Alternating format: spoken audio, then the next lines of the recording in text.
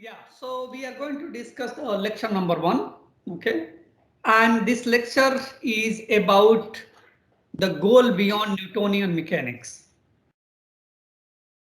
So by the way, up to now we have studied classical mechanics, and whenever classical mechanics you talk, you have applied Newtonian mechanics.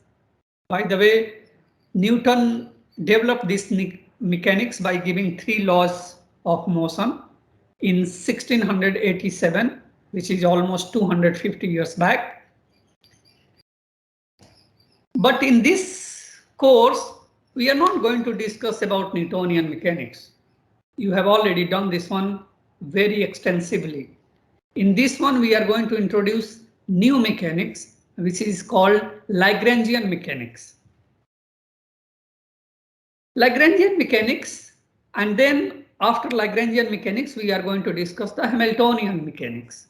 Basically, Lagrangian mechanics was developed by Italian French mathematician and astronomer Joseph Louis Lagrange in 1788, which is after almost 100 years of Newtonian mechanics.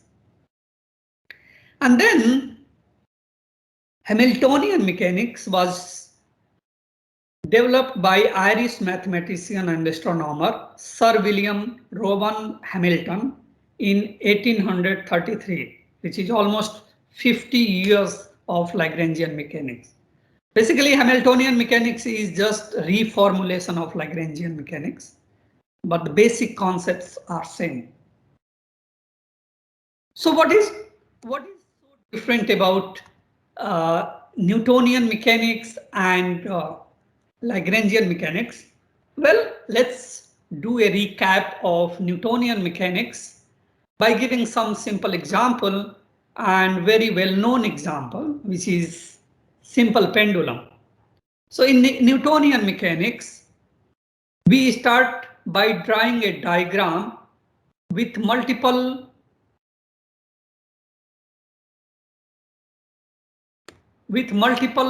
arrows showing the forces, and then we have to balance them, right? For example, here we have the forces acting on the bob, and then we are balancing them, and then one of the force which is basically acting to the equilibrium position.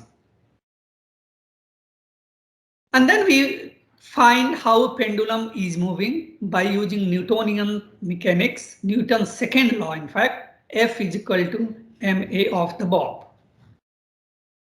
So this is basically describing equation of motion. Okay. So more generally, we use Newton's 3 laws as a fundamental laws of nature and derive everything else from there. It is centered around forces, since these are ultimately used to figure out the trajectory of the particle, or basically this is used to derive the equation of motion. Well, in Lagrangian mechanics, or in fact in Hamiltonian mechanics also, the things works differently. We start by calculating the kinetic energy and potential energy of the pendulum. Okay. Instead of Newton's 3 laws, we assume that there is another fundamental law of nature, and that is called the principle of least action. According to this principle, we calculate motion by minimizing a certain quantity called the action that is related to the 2 forms of energy, that is potential and kinetic energy. Lagrangian mechanics, therefore, is centered around energy. Forces are no longer needed to determine the equation of motion. Why is this important? Well, both formalism, namely Newtonian mechanics and Lagrangian mechanics, of course, lead to the same trajectory for the pendulum. But it is possible to show that, okay, so moreover, it is possible to show more generally that these two formalisms are equivalent. However, they are better suited for certain types of problems. For example, if we are having a ring, okay, and then there is a hollow disk rolling inside this, and if you want to describe the equation of motion of this smaller disk, it's extremely difficult if we are going to consider the Newtonian mechanics. However, it can be easily handled if we are considering the Lagrangian mechanics. Overall, Lagrangian mechanics might just seem like a different way to calculate all the boring stuff you have already done so far. But this is not only that. However, it is much more. It is also a gateway to discover a lot more of interesting and amazing property of nature. Besides being more convenient in a problem solving, there is deeper reason to introduce Lagrangian mechanics. It turns out that many of the fundamental laws of physics can easily be described by such a principle of least action. For instance, the concepts are extendable to other modern area of physics like quantum mechanics, field theory, and etc. So if you are going for the higher studies in physics, well, Newtonian mechanics is very old stuff. If you want to handle the modern topics in physics, you have to rely on the Lagrangian mechanics or Hamiltonian mechanics. For example, in quantum mechanics, when you are going to discuss, nobody is going to talk about the force. People are going to talk about the Hamiltonian of the system and so on.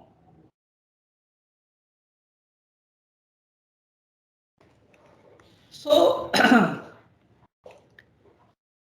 so here is the layout of the mechanics part of this course, which we are going to discuss of this course PH 101.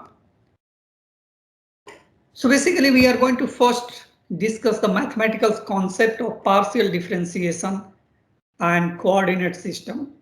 In fact, these are the topics which are prerequisite to understand Lagrangian mechanics. Partial differentiation, we are going to finish it today. Then we are going to discuss constraints, degree of freedom, and generalized coordinates in coming lectures. Challenges with unknown nature of constant force in the Newtonian mechanics. We are going to discuss D'Alembert's principle of virtual work to remove the constant forces from analysis.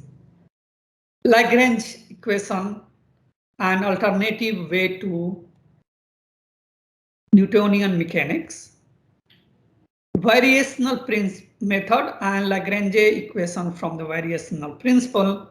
Hamiltonian equation of motion. So these are the basically the topics which we are going to consider in the classical part of the course PH 101.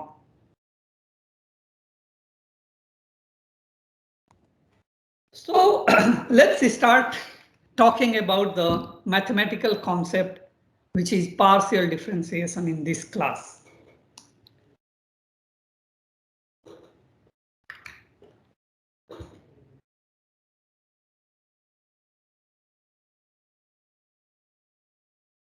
So this concept is very important, and if you want to understand the classical mechanics. By the way, I would like to start about the differentiation and the topic which you have already done very much in detail, and that is basically a differentiation with single variables.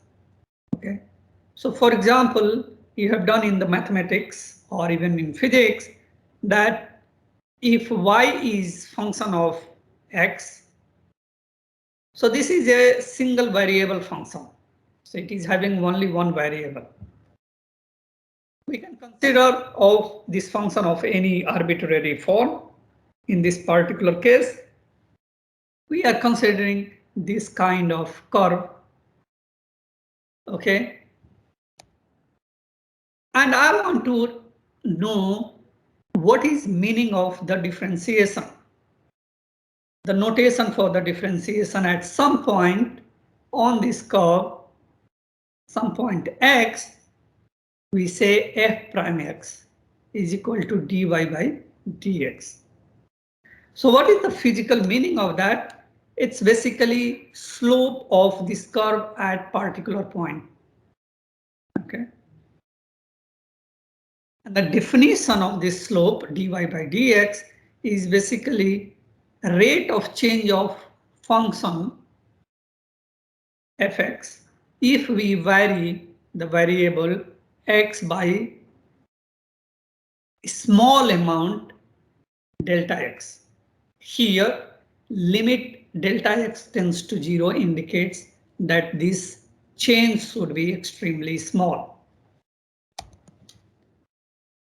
The same thing we want to write in another form, which is limit delta x tends to infinity is fx plus delta x minus fx divided by delta x. And this is the definition of the differentiation of single variable function. If somebody asks that I want to make small change dx and I want to know that how much y is changing, then we can easily calculate dy is equal to f prime x into dx. Means infinitesimal change of y around certain point x is nothing but rate of change of y around that point into magnitude of change in x. This is, we have written the same statement which is written in mathematics, and this is written in English. Okay. At a stationary point, which is also called maxima and minima, here there are 3 stationary points. 2 are maxima, point B and point C are maxima, and point A is minima. At this point, we see that dy is 0 if we make small change in x. At these points, the derivative is 0, means slope is 0. This is already very well known to you. There is nothing new I have told up to now. Again, I want to slowly build up. Okay, so I want to give some application of this differentiation for the physical systems. And one of our favorite physical system is spring mass system. Okay, where a mass m is attached to a spring. And we are talking about motion in one dimension. So this mass can only move along x direction, that is along the direction of the spring. So particle is moving along x direction. So xt is the instantaneous position and is function of time.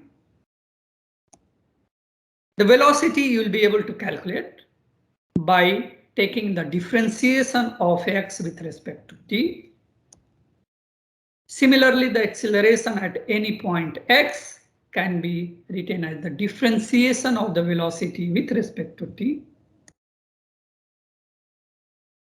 Now, let's talk about the potential energy, okay, as a function of position in these cases.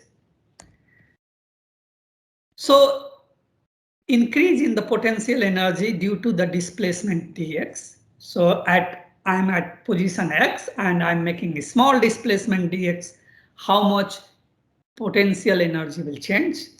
Well, we can do this.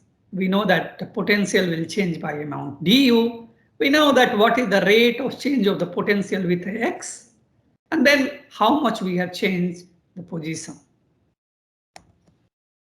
Now, work done against the restoring force. We know that if the restoring force is Fx, then work done will be minus Fx dx. This minus sign is for work done against the force. According to conservation of energy, increase of the potential energy will be equal to work done, and which tells that the du is equal to minus Fx into dx.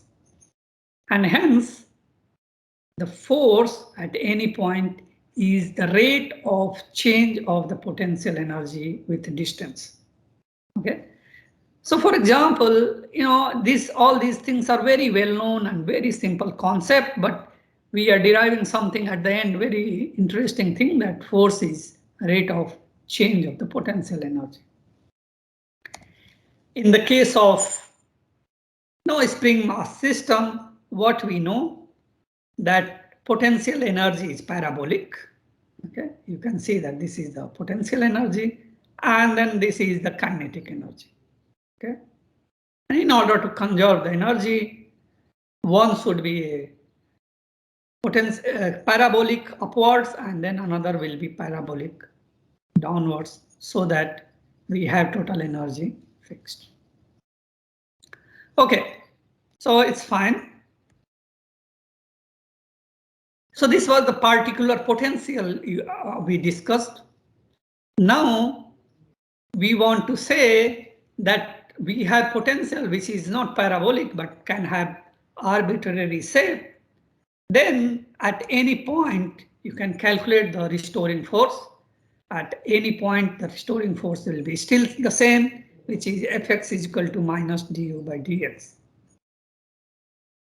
Okay.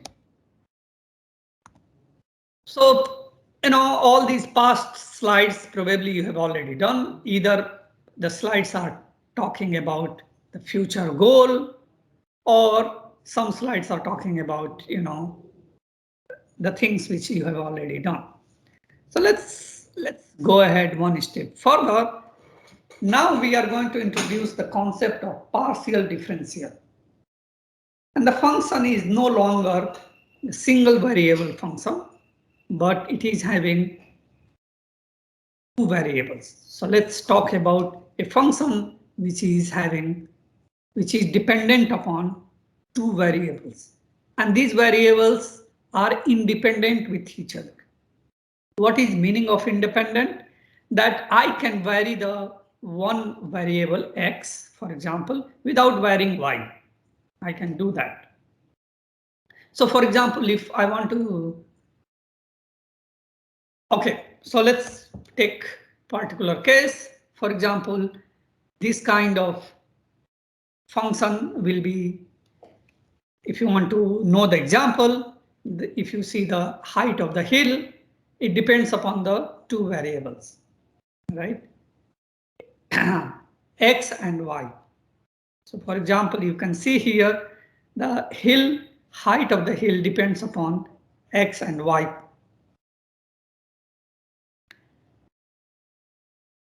Now, if I'm moving along X direction only, and I'm not moving along Y direction, that is the meaning of independent variable, that I can vary only one variable without varying Y.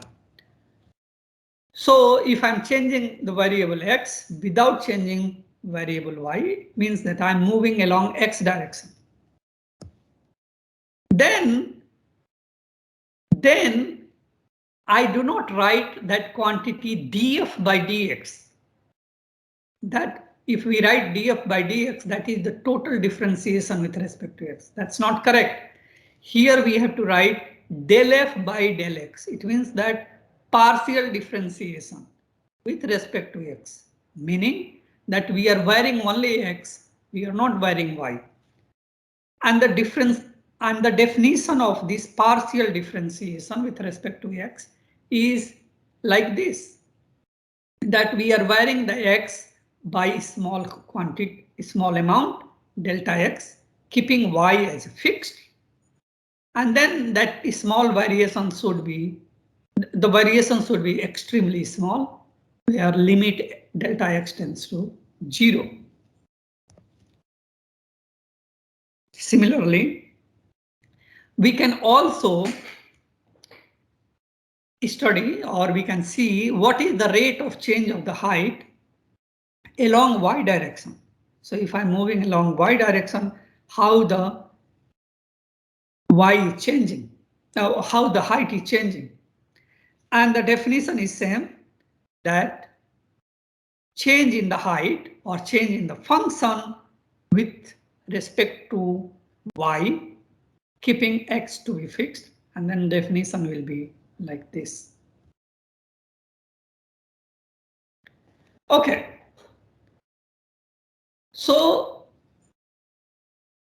the partial differentiation delta f by delta x is telling that how much variation will happen if I'm moving along x direction for a given y,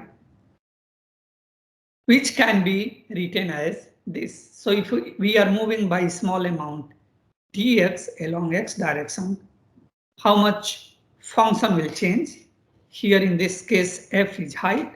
So df dx is delta f by delta x, rate of change of height or the function into amount of the change we have made along x direction.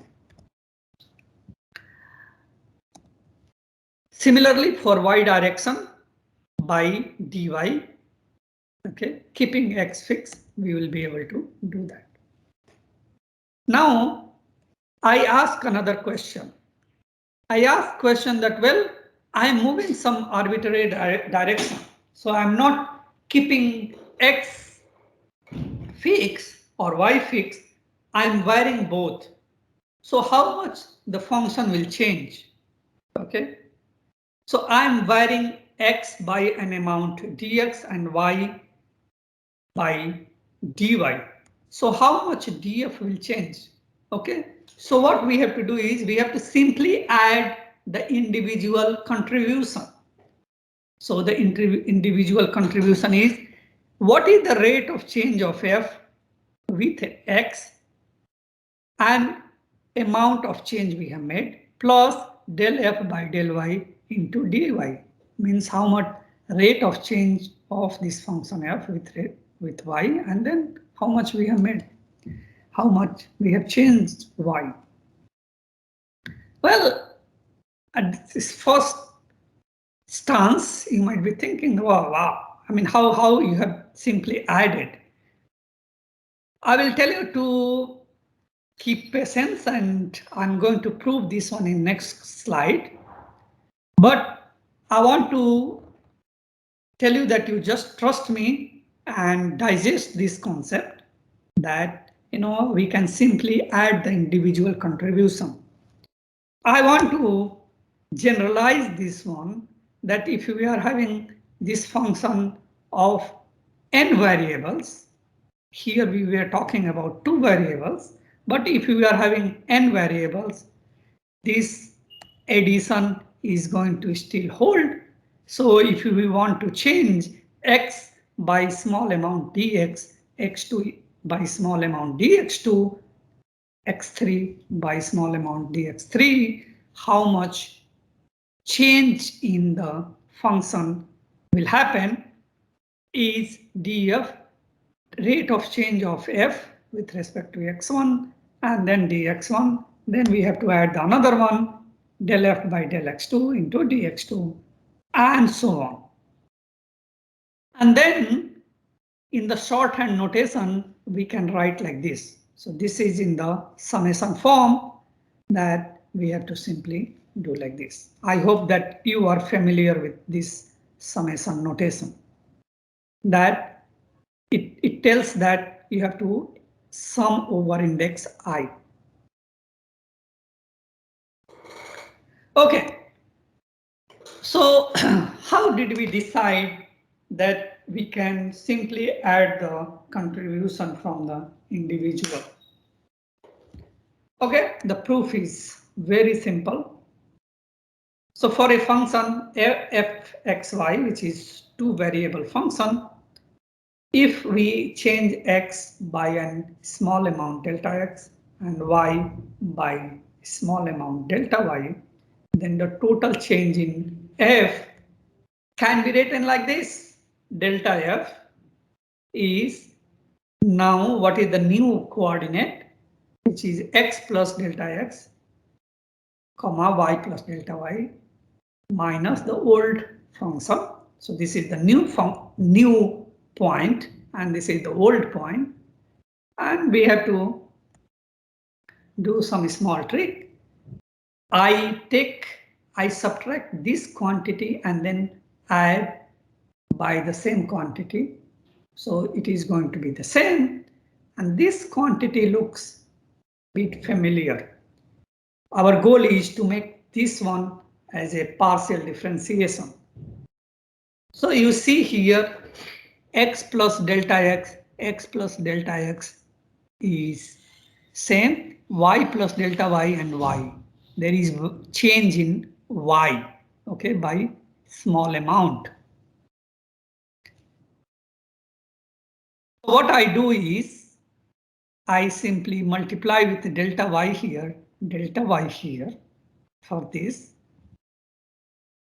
And then is I here the change in for x. So I divide with delta x and multiply with delta x.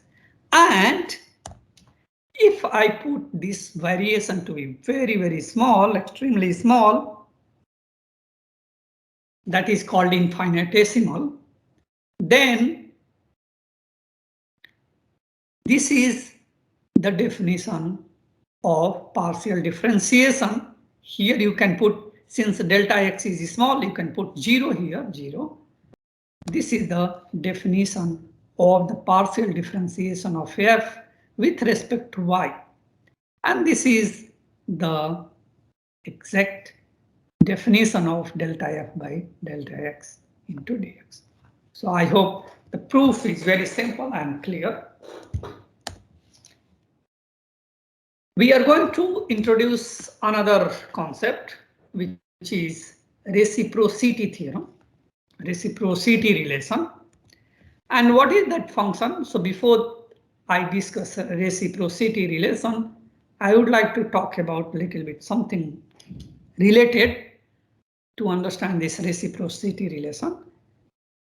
Taking a function fxy, one can also express x as a function of y and f. Similarly, express y as a function of x and f. To emphasize that x, y, and f are all in the same footing. Replacing, for example, if we replace f with z, it will be much simpler to you.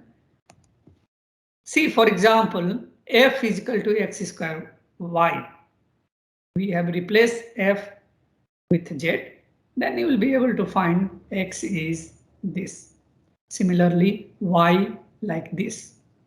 So if f is function of x and y, you can also express x as a some function of y and f and so on. So for example, if we are doing so, we can write dx as x is function of z, here we are talking about x del x by del y into dy plus del x by del z into dz. Similarly, we can also write dy is equal to del y by del x into dx del y by del z into dz. And then what we have to do is, here in this equation, we have to put the value of dy here.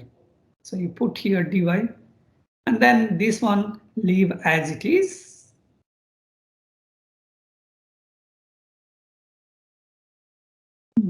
Yes.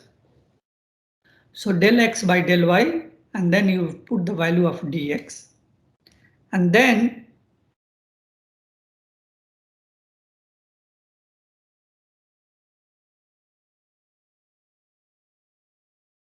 so here substituting dy in dx. Yeah, so you can do this algebra. And then if I said that if z remain constant, so it means that dz is 0. So here in dx, you can see that I'm just removing those terms which are dz to be 0. So this is gone, this is gone. So dx is del x by del y, because I'm fixing j, del y by del x into dx. So you can see that dx here dx, so these two should be 1. If we multiply these two, this should be 1. So we obtain the reciprocity relation that fixing z, del x by del y is equal to del y by del x inverse. For simplicity, we write del x by del y. We just remove this subscript. We understand by default that z is fixed, and then we can derive this reciprocity relation. So I hope this derivation is clear. Now we introduce another concept, which is differentiation of function of function. Okay, and what is this? Until now, we consider the differentiation of a function f xy with respect to xy. But now, let us consider a case where x and y are function of another variable, say u and v.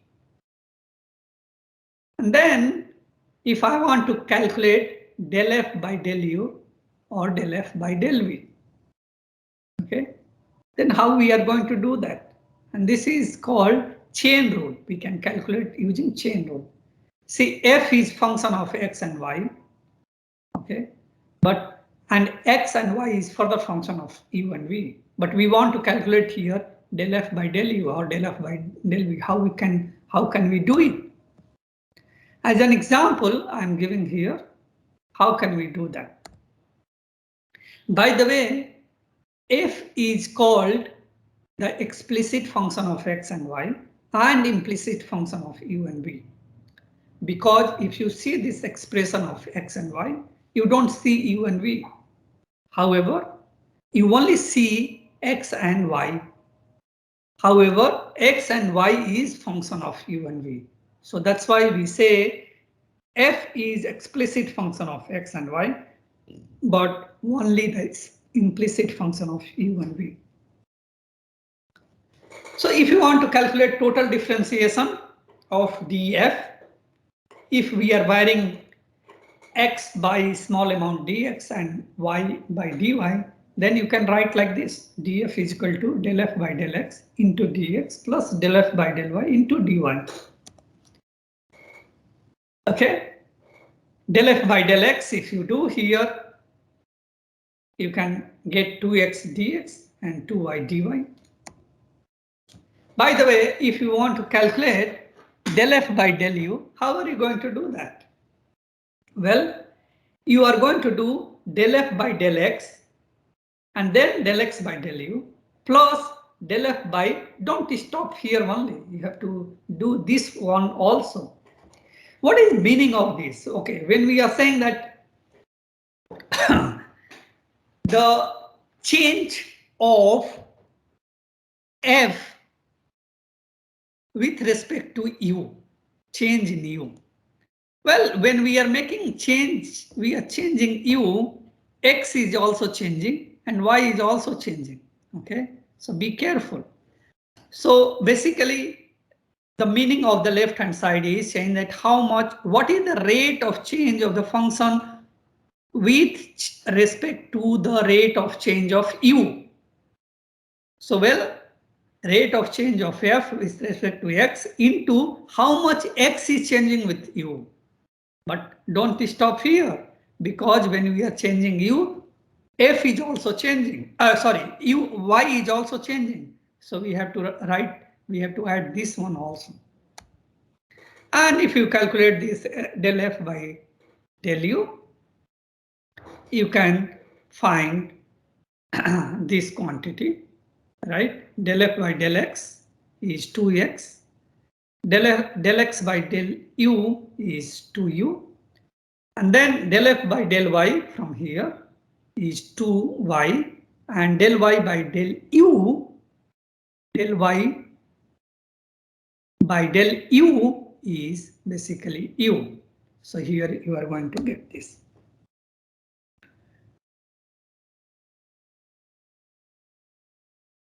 Okay, so this is the same thing, whatever I have written from the top.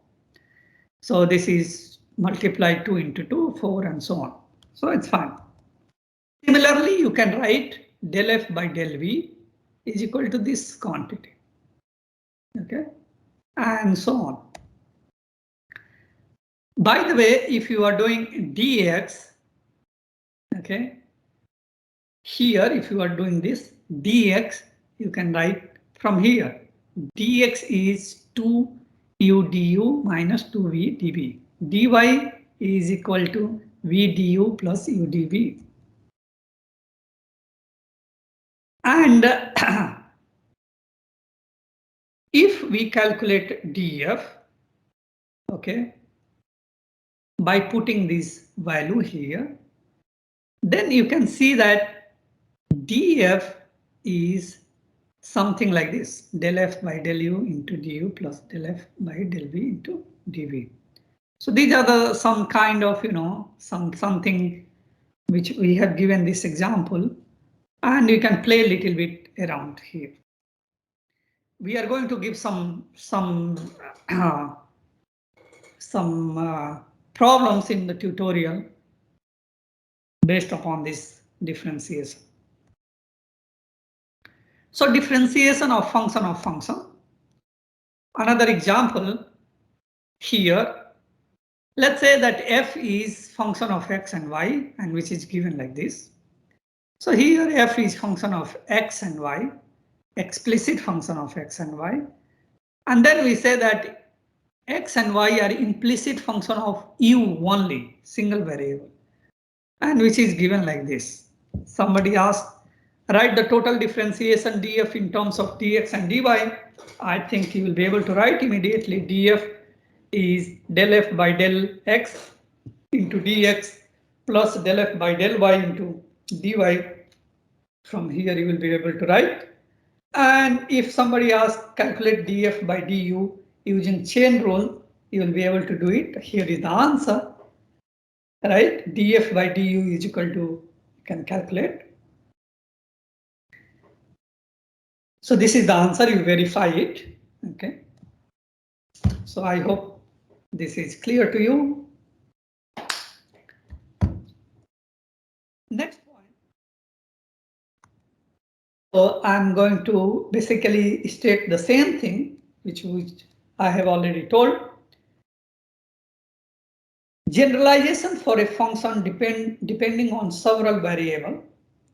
So for example, a function f, which is function of n variables, x1, x2, x3, and xn, and then variables are function of another variable.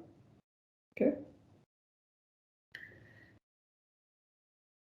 So f is function of these variables, n variables, and these variables are another function of another variables. Okay. And if I want to calculate the total change in the f, if I vary x1 by small amount delta, small amount dx1, x2 by small amount dx2, x3 by small amount dx3, and so on, then how much function will change? Well, we have done already, and then I'm stating the same thing. It is del f by del x1 into dx1 plus del f by del x2 into dx2 and so on. Here sum is over xi, okay, this index I.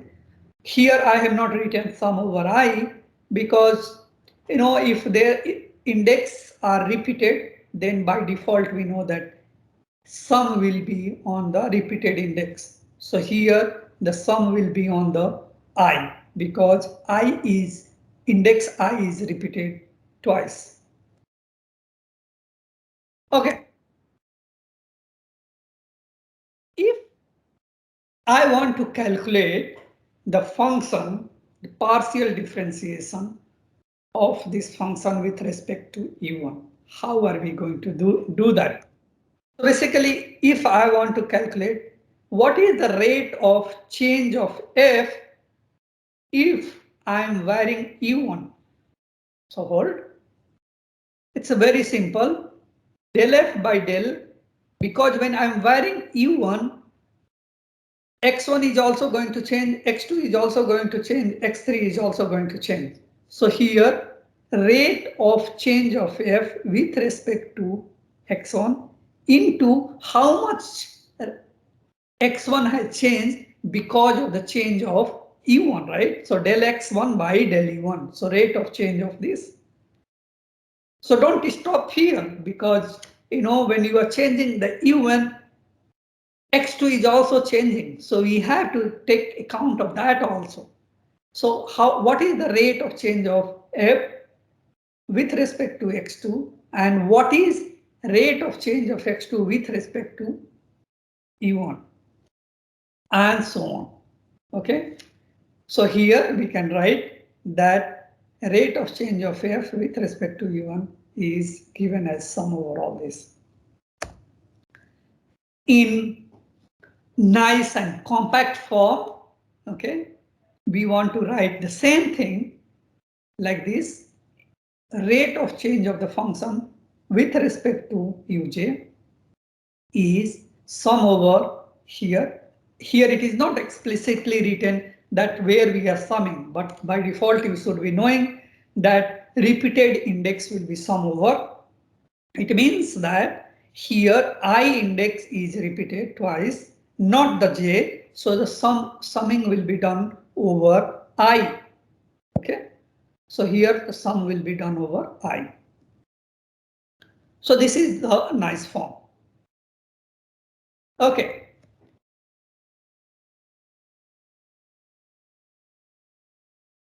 So